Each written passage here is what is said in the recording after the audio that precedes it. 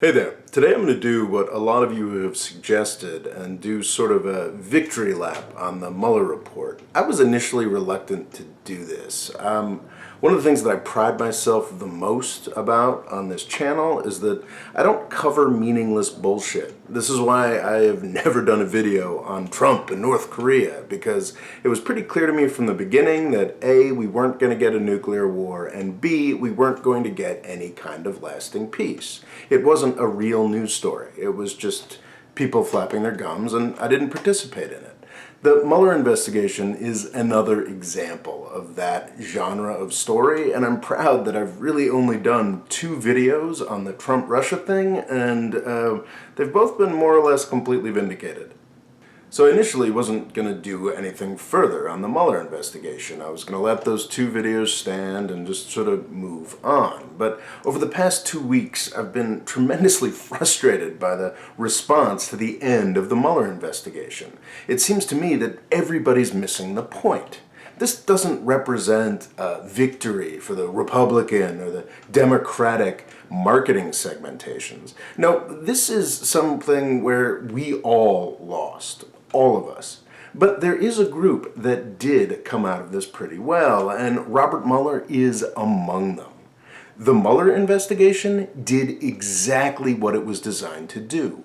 It's been a complete success. The nice thing is that to cover this and re-emphasize my points, I don't have to make any new videos. I can just cut together the old ones. The first one, I think, deals comprehensively with the Trump-Russia issue and why we're all expected to pay attention to it. I made it before Trump was even in office back in January of 2017, and I still think it has more truth in it than anything you'll see on a cable news channel. Well, it was bound to happen eventually. I just didn't expect it to happen so soon. Today, I agree with Donald Trump on something. Let me be clear.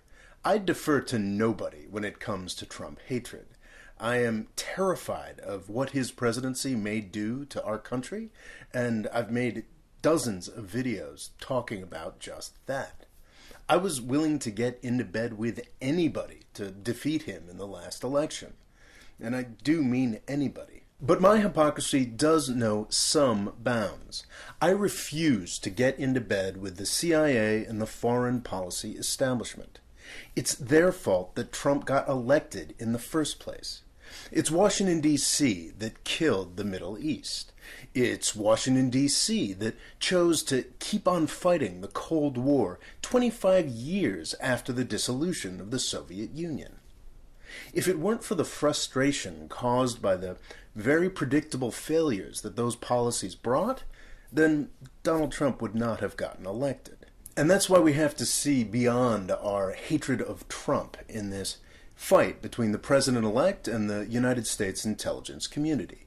Last week, the spies issued another report on Russian hacking of the U.S. election. Anybody who looked at this report honestly could see that there was nothing there. There were no specifics. There wasn't any intelligence you can't get from reading the newspaper regularly. Of course Russia hates Hillary Clinton. Of course Russia produces propaganda. And of course they try to hack the email accounts of foreign leaders. We do that too in the United States, and we do a much better job. The number of supposedly progressive people that are out there defending the CIA right now is deeply disappointing. What nobody seems to be asking is, what do these agencies get out of going to such lengths to embarrass Trump and Russia? What do they get out of this? What they are doing is protecting a line of business. They are trying desperately to keep Trump from bringing about a real peace or real settlement with Russia. They find this prospect terrifying. From the get-go, the only aspect of Trump policy that I've found at all attractive is his attitude towards Russia. Foreign policy experts will tell you that both Bush and Obama started off their administrations being friendly to Russia too. Respectfully, that's bullshit. What matters isn't what you say, what matters is what you do. Bush took some of the most strategic parts of the old Soviet Union and added them to NATO, a military alliance that has no purpose other than opposing Russia. Obama started a massive multi-country proxy war aimed at taking down one of Russia's only solid allies in Syria. This is not friendship. Trump seems to be willing to do things that Bush and Obama weren't willing to do, like acknowledge that Russia has strategic interests of its own and a fairly justified sense of paranoia about its national security. This is very different from the policy since the end of the Cold War, and as much as I hate to admit it, it's better. There is precisely one place in the world that thinks that the last 3 years of Russia policy have been successful, and that's Washington, D.C. Rogue Russia is fantastic for the intelligence community and the entire foreign policy establishment. Arms sales have gone through the roof. Fighting Russia makes all of our old, nasty Cold War alliances look sensible again. Also, learning Arabic is hard. It's much more fun to focus on Eastern European languages and locations. Do you know how hard it is to get a decent beer in the Middle East? These things may sound trivial, but they're really not. Bureaucracies have interests too. And by threatening to create a real peace with Russia, Trump is working directly against the interests of the U.S. foreign policy establishment. That is what we should be focusing on this week. Now that clip focused more on the value of the threat from Russia to our intelligence community, but really everybody in this vast, metastasized military-industrial complex benefits from the rivalry with Russia. This is especially true of our nuclear weapons program. Over the next 30 years, we are being asked to spend $1.2 trillion expanding and updating our nuclear weapons. Now, China is actually pretty sensible about this. They've got enough nuclear weapons to wipe out all of human civilization, so I think they sensibly are not wasting more money on that. So in order to justify spending those $1.2 trillion in the United States, we need a Russian enemy that has a huge arsenal. And the Russians are happy to participate in this because it, preserves the fiction that they're actually still a great power.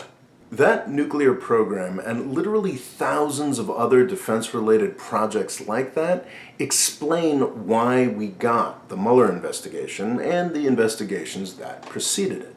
We're being asked to look just at Russia, just corruption related to Russia, and not corruption related to anything else. What follows is my description from about 10 months back of the very real limitations on Mueller's investigation and my fears about how the investigation was not going to actually accomplish anything.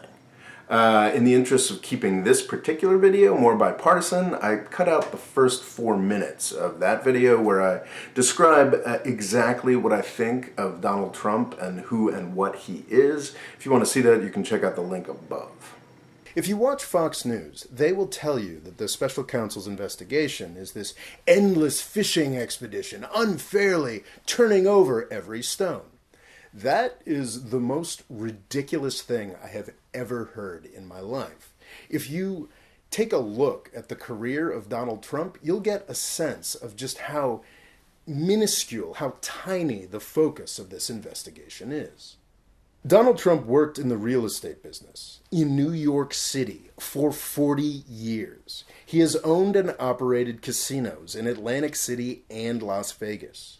After all that failed, he went into business selling his name to the richest and most corrupt people the world has to offer. His business deals in Indonesia alone should have brought up endless fodder for investigation. Donald Trump is also a moron. The fact that he worked with that clown Michael Cohen for more than an afternoon should make that clear. You just know there's a ton there. So 3 years after Donald Trump declared his candidacy and a solid year after Mueller began his investigation, what have we got? Well, there's a pretty serious case being developed against his crappy family foundation, and we've got a botched payoff to a porn star, and that's just about it. Seriously, this man has worked for almost 50 years in one of the most corrupt industries, in one of the most corrupt states in the Union, and this is all we have. Seriously. And now we get to the real threat to the Mueller investigation. It's not Trump, it's the Comeys of this world. To some extent, it may even be Robert Mueller himself. You can call it the swamp, or the blob, or the deep state, but it's very real. It includes the Clintons, all the Republicans and Democrats, and you better believe it includes the Trumps as well. Paul Manafort is an interesting figure. There are dozens of Paul Manaforts in Washington, D.C. These people act as the nexus between the U.S. government and rich foreigners from Norway to Saudi Arabia and China and everywhere in between. They become fabulously wealthy. They're working with Republicans and Democrats, and you can be sure that most of them have bought memberships at Trump's gross Mar-a-Lago club down in Florida. They also book a lot of events at Trump's trashy hotel in Washington, D.C. Most of these people, of course, wouldn't personally be caught dead at either of those establishments. They actually have class. The problem with Paul Manafort is he got sloppy.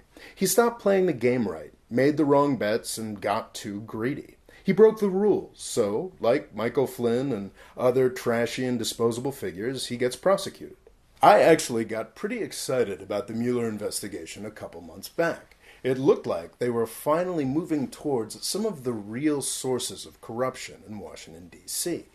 What was Betsy DeVos's brother, the Blackwater guy, doing, meeting up with the UAE guy and all of those Russians during the campaign? I'd really like to know what was going on there. Wouldn't you? I mean, I bet you'd love to know what that was all about. Well, you know what? We're never going to find out.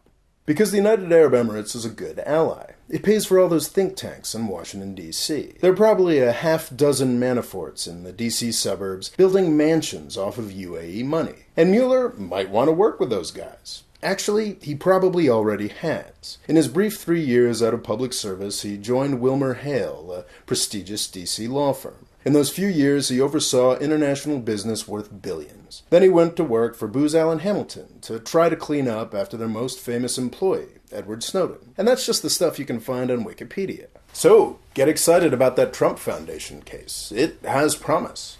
We might even get to see some Trump kids in handcuffs. But I'm beginning to lose hope that the Mueller investigation will ever touch anything real. Anything that we hear about is going to be hyper-localized and tied directly to the stupidity of Trump and the idiocy of the people surrounding him. The investigation is never going to move out to touch anything real and larger. This is because Robert Mueller, just like all of our resistance neocon heroes, is deeply locked into the exact same swamp that Donald Trump lives in. And that is the real threat to the Mueller investigation. So yeah, my fears about the Mueller investigation seem to be confirmed. It's true, the report isn't out yet, and it's certain to be full of sleazy and embarrassing information that CNN and MSNBC will run with for weeks. But I think it's now pretty undeniable that nobody in Trump world is going to jail for ties with Russia during the 2016 election. And it's important to emphasize that that is the story we have been sold for 2 to 3 years now. Of course, nobody's actually going to change their mind because of this. People who hate Trump will continue to hate Trump, like me. People who like Trump will continue to like Trump. None of that is changing. But the Mueller investigation has changed something very important. It has been completely successful in what I believe was its true aim all along. Donald Trump's hands have been completely tied. He has been forced to be just as nasty towards Russia as his predecessors were. Donald Trump has been forced to approve lethal aid to the folks in Ukraine. That's something that Obama always refused to do. Much, much worse, Donald Trump and his sort of lackey/master, John Bolton, have completely thrown out one of Ronald Reagan's greatest accomplishments, the INF Treaty. So what we've got now is the beginnings of a new nuclear arms race. Of course, Russia can't actually afford it, but they'll pretend they have it, and the U.S. will pretend that they're building more nukes and stuff, so we're going to spend those $1.2 trillion. This is absurd. Robert Mueller's reputation seems to have been even further enhanced, and he's just going to sort of walk off into the sunset. And honestly, I wouldn't be too surprised if he walked on to the boards of directors of some of those defense contractors that make those missiles that we're going to be spending those trillions of dollars on. The Mueller investigation was a complete success for the military-industrial complex, preserving a very lucrative rivalry with Russia.